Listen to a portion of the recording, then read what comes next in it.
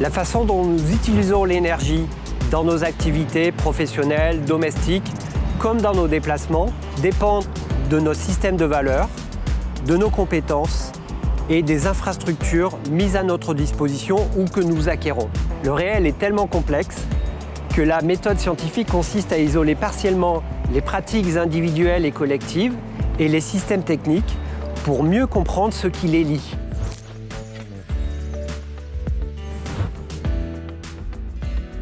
Ici, nous sommes dans un laboratoire de sciences des matériaux. Nous travaillons essentiellement sur la relation entre sa structure interne aux différentes échelles pertinentes, de l'atome au macroscopique, et ses propriétés.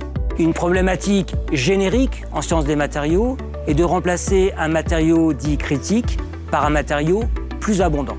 L'idée est de comprendre cette relation de façon à optimiser ses propriétés pour les intégrer dans les systèmes qui font l'objet d'études dans d'autres laboratoires du consortium EcoCESA.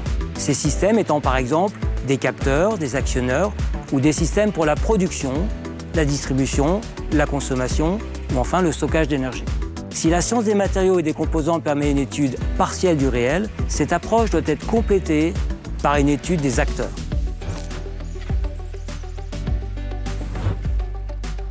Dans EcoCESA, l'analyse des acteurs a été réalisée dans un premier temps pour des systèmes sociotechniques donnés ou en quelque sorte figés.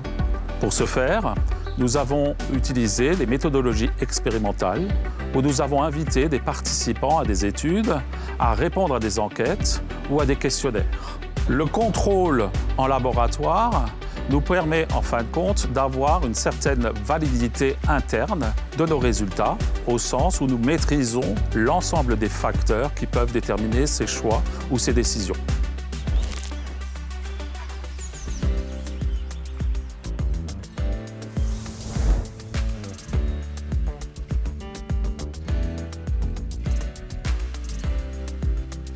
La méthode du Living Lab permet d'analyser les pratiques des occupants du bâtiment Greenair en train de se faire, donc dans le contexte des contraintes imposées par le système technique.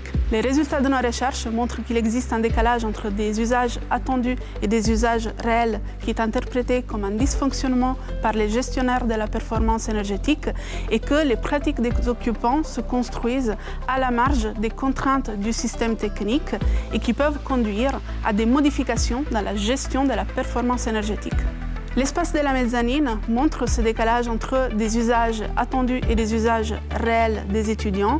Les usages attendus sont très compartimentés entre le foyer, la médiathèque et l'espace autour, alors que les usages réels sont très flexibles et rythmés par des utilisations temporaires et improvisées qui s'adaptent mal aux contraintes du système technique. Les bureaux sont un espace où le décalage entre les usages attendus et les usages réels est très visible parce que les occupants s'approprient l'espace du bureau comme un espace privé et habité. Nous avons aussi souhaité rejoindre un certain degré de réalisme en étudiant ces comportements et ces choix sur le lieu d'habitation ou les lieux de travail des individus qui nous intéressent plus particulièrement.